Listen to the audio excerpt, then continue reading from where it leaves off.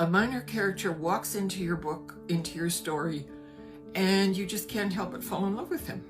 That happened with me and Cedric.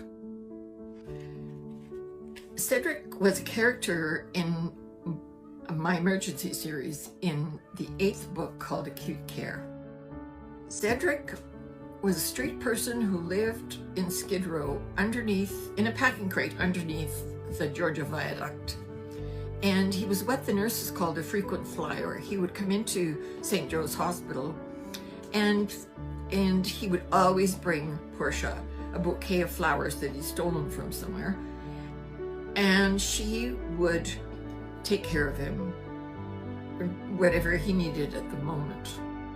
He's been off alcohol and drugs for 2 years now, and he comes in just to visit her.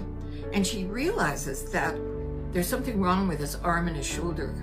So she puts him through tests, and she finds out he has ALS, amyotrophic lateral sclerosis, for which there's no cure. And she knows too he's going to need palliative care because people with ALS very shortly can't take care of themselves. But Cedric hates being in a hospital as a patient. And when he is unable to care for himself, he's put in a room in palliative care and he's just desperately unhappy.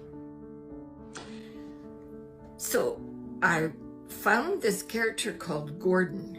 Gordon is a social worker, and I realized he was really a smart guy. So I asked him in the book, I always interview the characters. I said, Gordon, what would you do about Cedric and this awful time he's spending, in the hospital when he doesn't want to be there? He just wants to be at home under the bridge in his packing crate.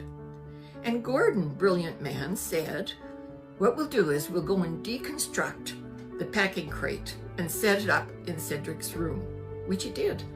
They moved the bed out, and Cedric, for the rest of his days, he did die, which I bawled for 2 days when Cedric died, but Cedric had a peaceful, happy death because this smart guy figured out what would make him happy.